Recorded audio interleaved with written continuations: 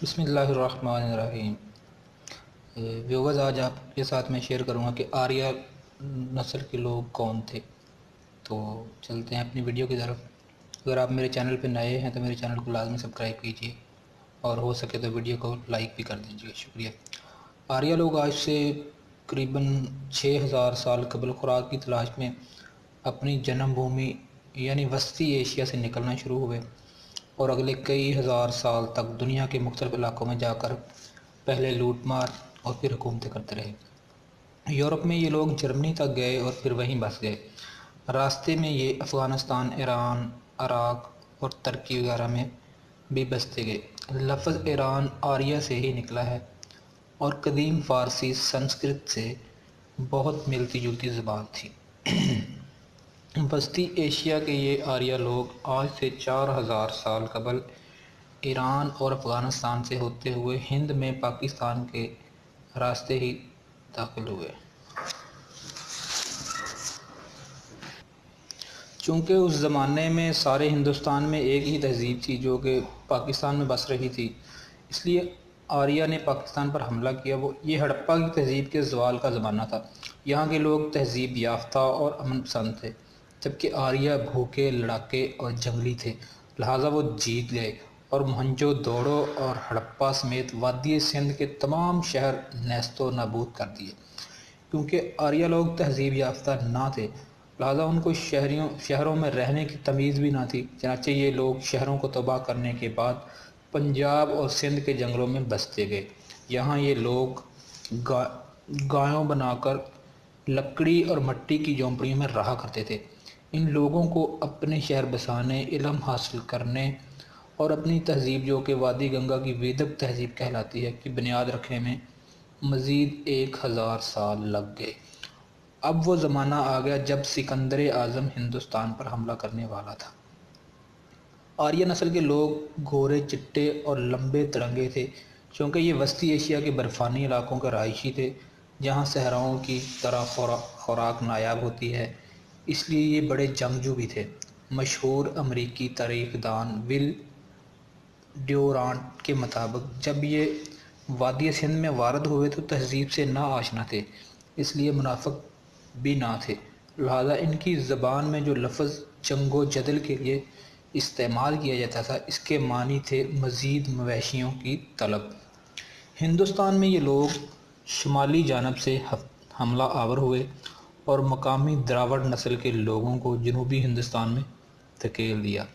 آریاؤں کی فتح کی ایک وجہ یہ تھی کہ وہ جنگ کے لیے گھوڑے استعمال کرتے تھے، جبکہ وادی سندھ میں گھوڑا ابھی سدایا نہ گیا تھا، لہٰذا ہم دیکھتے ہیں کہ شمالی ہندوستان اور پاکستان کے لوگ گھوڑے، بڑی کاٹھی کے اور تیکھے نئے نقش کے حامل ہیں، نسبتاً جنوبی ہند کے لوگوں کے جو چھوٹی کاٹھی، کالے رنگ اور چوڑے ناک کی وجہ سے ممتاز ہیں۔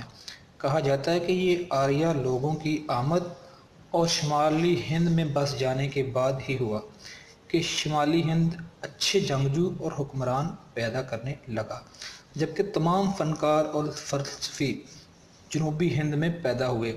وادی سندھ اور باقی ہندوستان میں رہنے والے دراوڑوں کو آریہ قوم نے جنوبی ہند میں دھکیل دیا اور جو شمال میں رہ گئے ان کو غلام بنا کر شودریہ یا اچھوت بنا دیا، اس ڈر سے کہ چوڑی ناکوں والے کالے اچھوت جو کہ ہندوستان میں بہت زیادہ تعداد میں تھے، ستواں ناک والے آریاؤں کی نسل نہ خراب کر دیں۔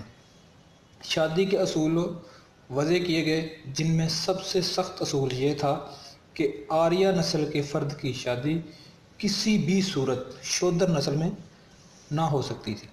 یہی شادیوں کے اصول وقت کے ساتھ ساتھ بڑھتے گئے اور ہندو مت میں ذات برادری کی رسموں کی وجہ بنے۔ مقامی دراوڑوں کو محکوم بنانے کے بعد حکمران آریاؤں نے ان کو 2 حصوں میں بانٹ دیا۔ جو مقامی ہندو مت قبول کر لیتے ان کے لیے سب سے نچلی ذات مخصوص تھی جس کا نام شودر تھا۔ جب وہ مقامی جو آریوں کا مذہب بھی قبول نہ کرتے تھے تو انہیں کوئی ذات الاٹ نہ کی جاتی تھی۔ یہ لوگ ذات سے باہر تھے، لہٰذا ان سے کسی قسم کا میل جول نہ رکھا جا سکتا تھا۔ ایسا کرنا ہندو دھرم کے خلاف تھا۔ یہ لوگ آگے چل کر اچھوت کہلائے کہ یہ ایسے پلید انسان بن گئے جنہیں چھو لینا بھی گناہ تھا۔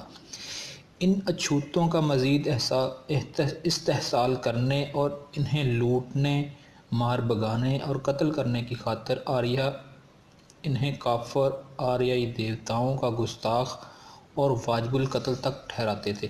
جب انگریز یہاں آئے تو بہت سے شودر اور اچھوت لوگ عیسائی ہو گئے۔ لہٰذا ہم دیکھتے ہیں کہ ہمارے ہاں بہت سے مقامی عیسائی کالی رنگت اور چپٹے ناک رکھتے ہیں۔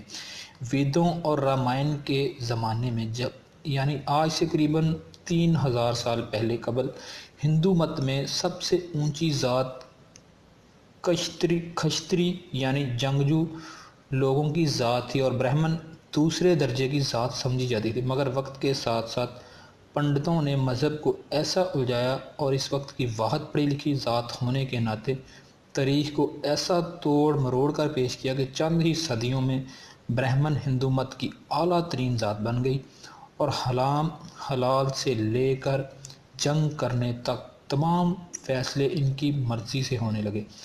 آریہ لوگ جب ہندوستان میں داخل ہوئے تو اپنے ساتھ کچھ قبائلی مذہبی رسومات اور اپنے دیوتاؤں کو بھی لائے، مگر یہاں آ کر انہوں نے ایک نئے اور دنیا کے بڑے مذہب ہندو مت کی شروعات کر دی۔ آریہ لوگوں نے یہاں ہندو مت کی جو سب سے پرانی مذہبی کتب تحریر کی، جو ان کے عقیدے کے مطابق الہامی اور بے حد مقدس کتب ہیں، وہ وید کہلاتی ہیں۔ ویدوں میں سب سے پرانی اور سب سے مشہور رگ وید ہے، جس کے معنی ہیں علم کی تعریف۔ یہ آج سے 3000 سال قبل سنسکرت زبان میں لکھی گئی تھی۔ پرانے زمانے میں برہمن ویدوں کو حفظ کر کے سینہ بہ سینہ محفوظ کرتے تھے اور اگلی نسلوں تک پہنچاتے، اس لیے ویدوں کی زبان زیادہ تر شاعرانہ اور مترنم ہوا کرتی تھی تاکہ یاد رکھنے میں آسانی رہے۔ یہ سلسلہ لکھائی کے عام ہونے سے پہلے ہزاروں سال تک چلتا رہا۔ ویدوں میں اسی بات پر خصوصی توجہ دی گئی ہے کہ دنیا ایک عارضی ٹھکانہ ہے، لہٰذا انسان کو اپنی آخرت کی فکر کرنی چاہیے۔ نیز یہ کہ دنیا میں افضل ترین کام حقیقت کی تلاش ہے، جس کو پانے کے بعد ہی انسان جنت میں داخل ہو سکے گا۔